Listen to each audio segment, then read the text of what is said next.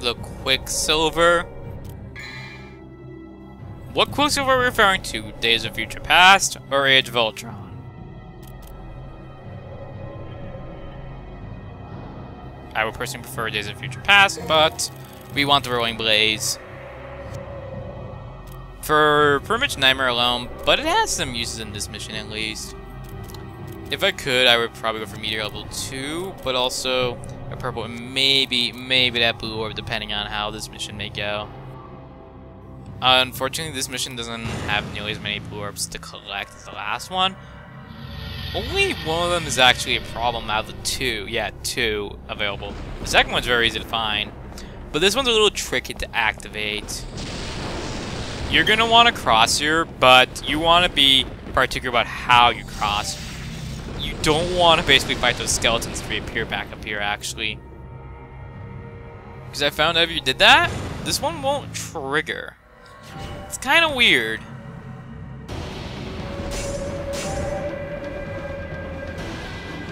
So I'm going to want to get my Devil Trigger fully up.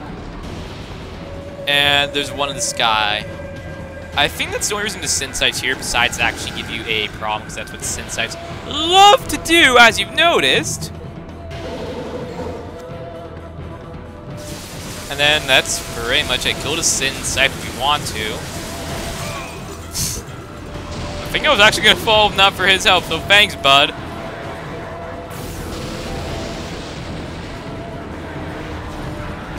And that's the Rolling Blaze right there. Dante gets engulfed in flames. He is basically a Herbox while he jumps. And it's actually fairly useful. I would not say sacrifice it over anything else, like, say, Inferno or Meteor or Air Hike or especially Stinger. But it's great on Dante Must Die, especially.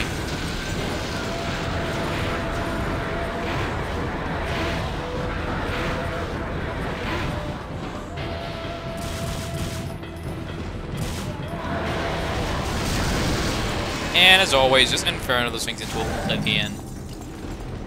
Trust me, I'm going to be doing that quite a lot. But yeah, this mission started out very similar to the last two.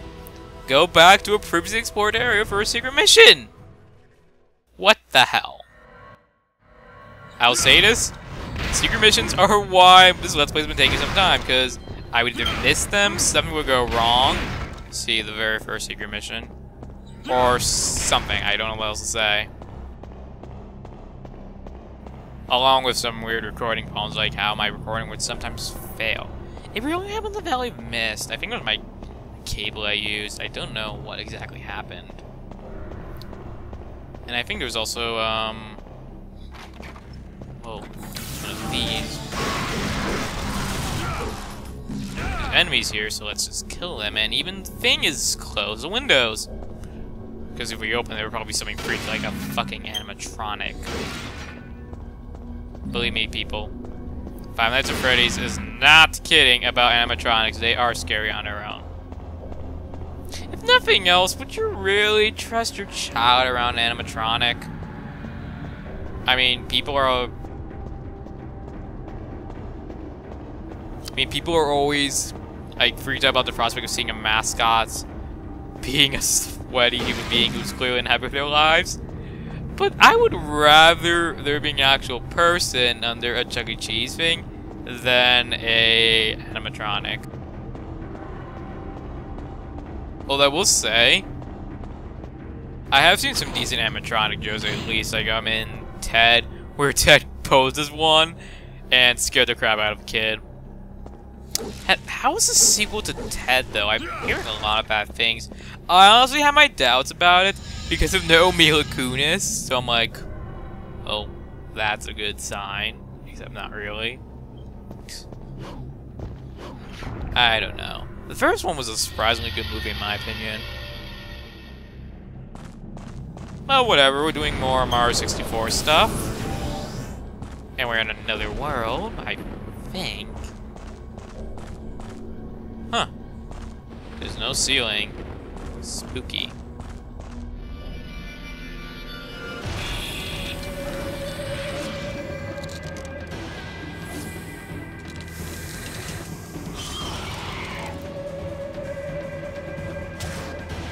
And that is a Frost. And I was able to dodge! Frost are very weak dice, so you wanna know what I say? Inferno them into oblivion. Or kick 13 them. Or just, if you can, Falcon punch them.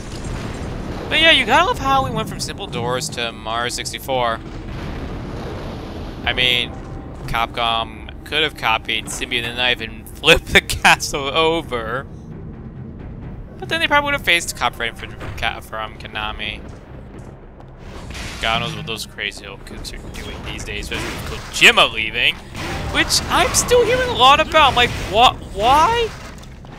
In fact, a lot of stuff I think people only find it now. Like, some people are kind of surprised by how his name's taken off from Metal Gear Solid 5 Phantom Pain's box art.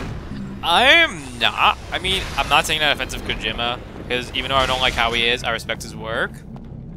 But, like, his name was removed from a lot of promotional art, so it's like, why would they extend it to the game? It is kind of an asshole move, in my opinion, because he made the game. So why would you take him off? It's like, okay, we get it, you hate the guy or something. I don't know. I'm really sort of out of loop on what's going on with that game.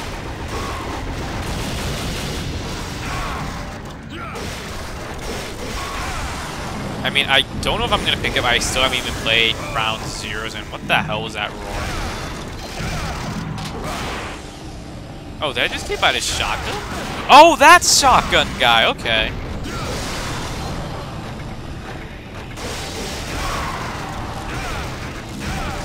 Yeah, I just don't know what's going on anymore. I will say this, yeah, I am one of those people who thinks the Ground Zeroes is just a demo, and even though I actually kind of like his ideas, it does not seem worth money, and I actually do, believe it or not, care about the value of money with games these days, because I am buying a lot of them of my own.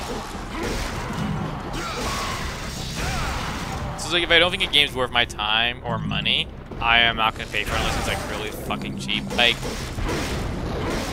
you know, I bought Fire Emblem Path of Radiance for like, what is roughly 50, which was retail, which you might think is a bad deal, but that game goes for 150 on eBay, and I'm missing the manual.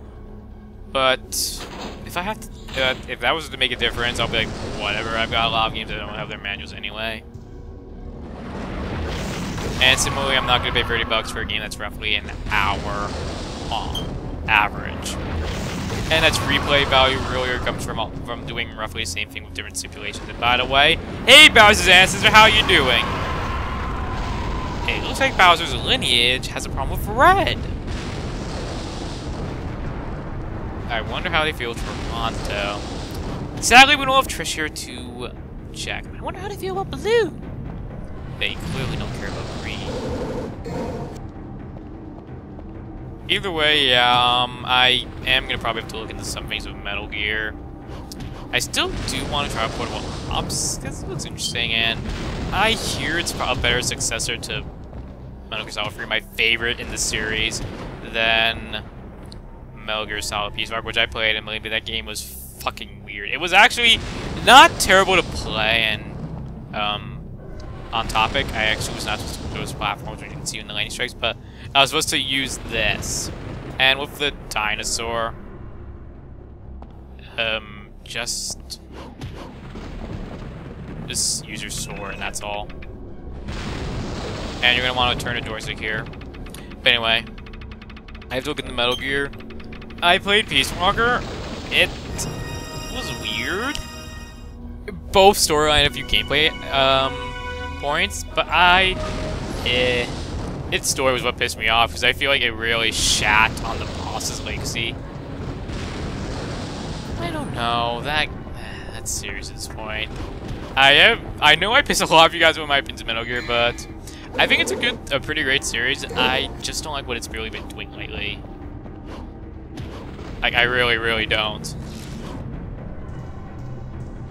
Same with Splinter Cell at first, but then I played Blacklist, and really, when you get past how much quicker paced it is, and no Michael Ironside, which I think is subjective, really, because you don't really play Splinter Cell for its storyline outside of fiction.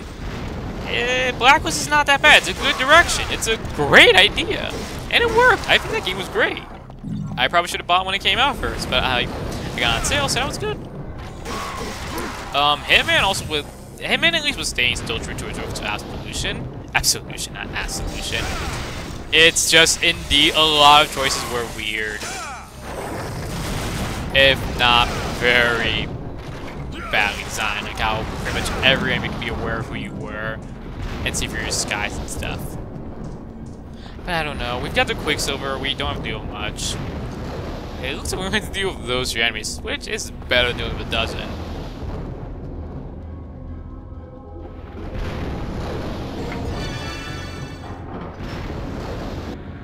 Plot twist, it wasn't a Quicksilver on screen. It was a Quicksilver from the comics. And I'm going to want to switch to Ifrit. We have something big coming up. Look at this room.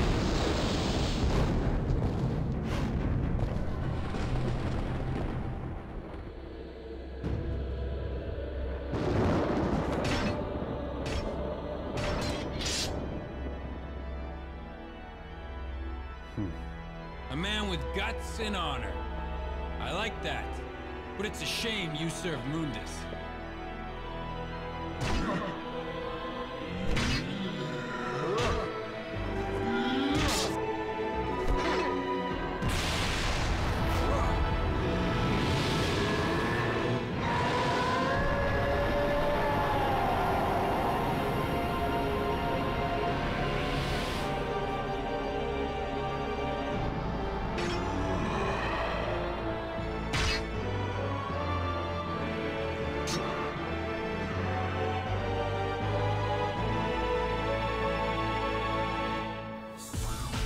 And he returns!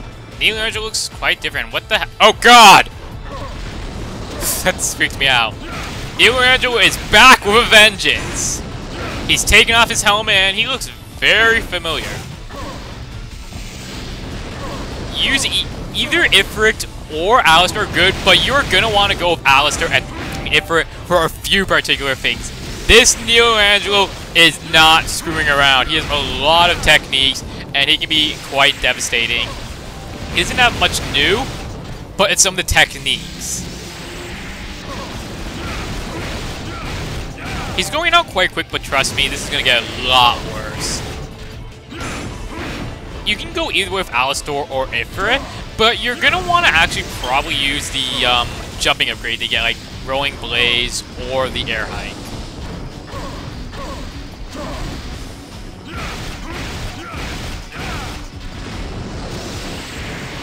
He has another technique that he's supposed to be using. I'm trying to get him to show why I wanted Rolling Blaze, but I don't know. He's being a little generous. Come on, Neil. Okay, that's what he's doing. He has those swords. Those swords hurt a lot. Ifrit's Rolling Blaze can destroy them. That's the beauty of Rolling Blaze. What you're gonna want is either use a meter to get him down. It doesn't seem like it worked. I think you need the level 2, or round trip. Or also just keep attacking from up there. You can still attack him by, say, a gun or anything. Ooh, I thought that was gone. And then after that, the fight, it's not too much different. He does seem a little more aggressive, like he taunts you a lot more, but that's pretty much it.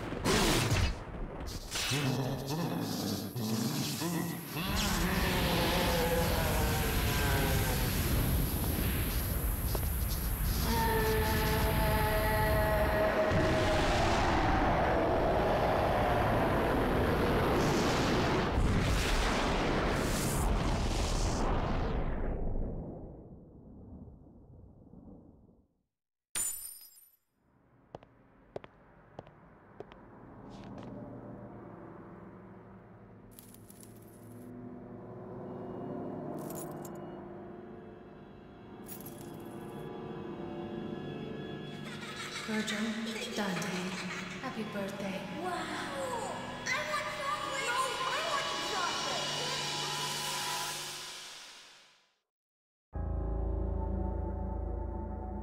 Trish, Virgil has been defeated. You know what you must do. Now go.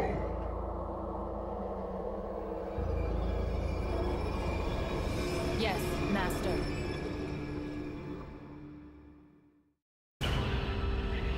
Very interesting. it looks like Michelangelo is actually Virgil. And yes, the same Virgil we see in Devil May Cry 3 and Devil May Cry 4 Special Edition. I can't say much else because I really don't want to spoil things, but that actually is kind of interesting. Along with how we got, looks like another half of the amulet Dante wears. That's the last time we're going to see Michelangelo, and he leaves me with an S rank. Thank you, buddy. And a boss bonus. Why is it only Neo that gives the boss bonus?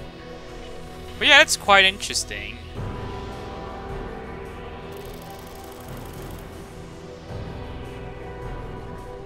As for Trish, well, who didn't see that coming? I mean, she attacked us from the moment, and she's been acting very shifty throughout, appearing at random intervals, sometimes unbeknownst to Dante.